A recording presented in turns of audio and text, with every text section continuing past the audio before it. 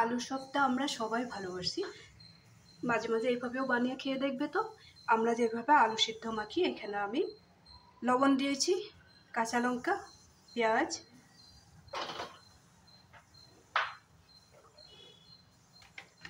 তোমরা মশলা যা যা ভালো পাও সব দিতে পারো, কিন্তু অন্যভাবে একটু বানাবে। একটু চিলি ফ্লেক্স দিয়ে দেবো,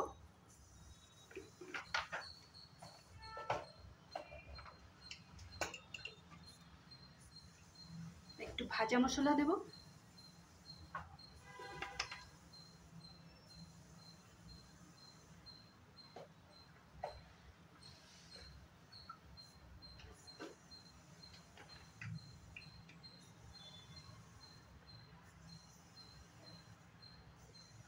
একটু দেব ধনে গুঁড়া,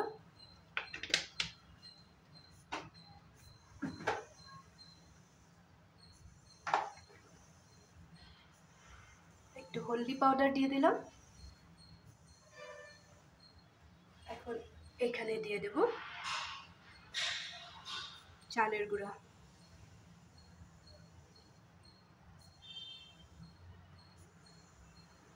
প্রথমে অল্প দিয়ে দেখি, যদি বাইন্ডিংটা ভালো মতো হয় তাহলে আর দিব না। এখন এটা সুন্দর করে মেখে নেব।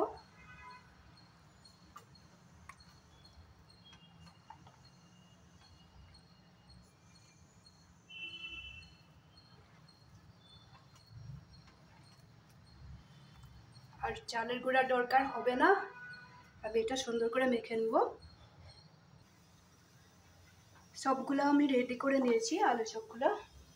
আর একটা বাকি আছে, এইভাবে এইভাবে চেপ করে নিয়েছি। আমি উপরে আরও একটু একটু চাউলের গুঁড়া দিয়ে দেব। খুব কম তেলেই ফ্রাই করব, যার জন্য আমি, যাতে বাইন্ডিংটা খুলে না যায়, বাইন্ডিংটা ঠিকঠাক হওয়ার জন্য, যাতে আলুগুলো খুলে না যায়, এই জন্য উপরে আরও একটু একটু চালের গুঁড়া দিয়ে দিয়েছি।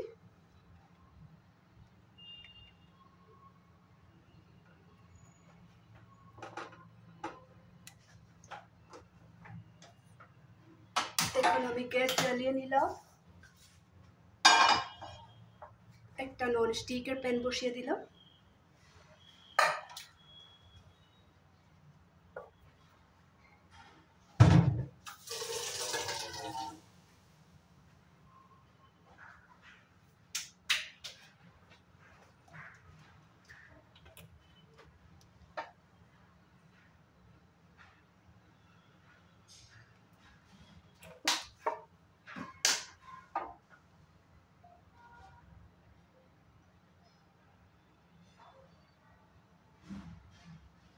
এই তেলটা দিয়ে আমি সবগুলো আলুর চপ বানিয়ে নেব।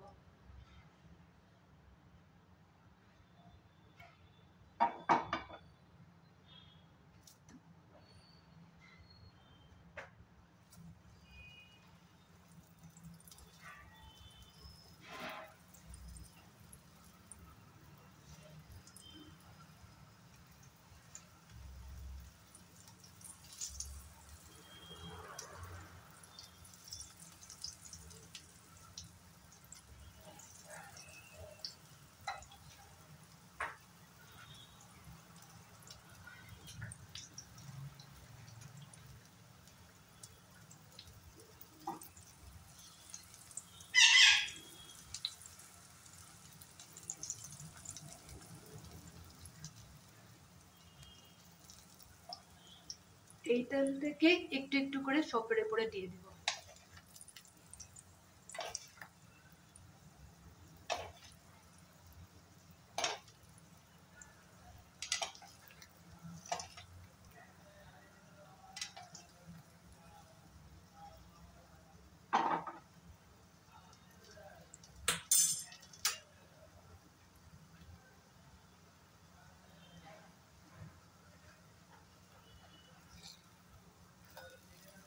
এইভাবে করলে একটুকু লেগে যাবে না।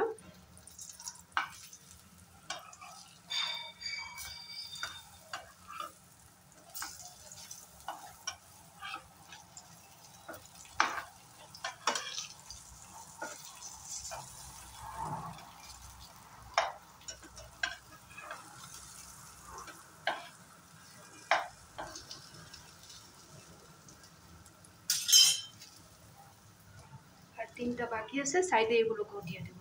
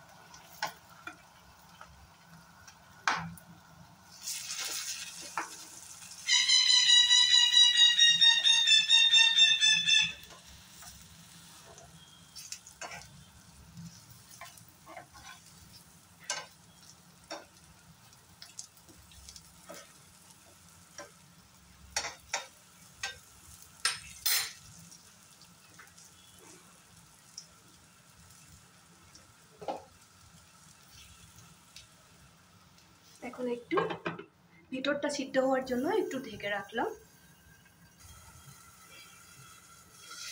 ঢাকনাটা উঠিয়ে দেখব।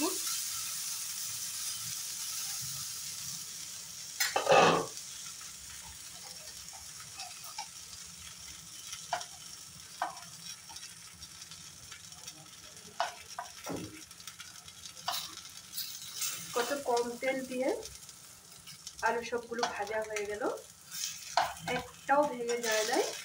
চাউলের গুঁড়া দেওয়াতে খুব সুবিধা হলো, বাইন্ডিংটা খুব ভালো হলো। তোমরা ওইভাবে বাড়িতে বানাবে। আমার প্রায় হয়ে গেছে আলু সবগুলো। এইভাবে বানিয়ে সন্ধ্যার সময় চায়ের সাথে খেতে পারো এইভাবে বানিয়ে। আলু সবের ভিডিওটা আর এই রেসিপিটা কেমন লাগলো তোমরা বানিয়ে খেয়ে আমাকে কমেন্ট করে বলবে। লাইক শেয়ার করতে কখনো ভুলবে না, সবসময় সাথে থাকার চেষ্টা করবে। আবার নতুন নতুন ভিডিও নিয়ে তোমাদের সামনে আসবো। তাহলে আজকের জন্য রাখি।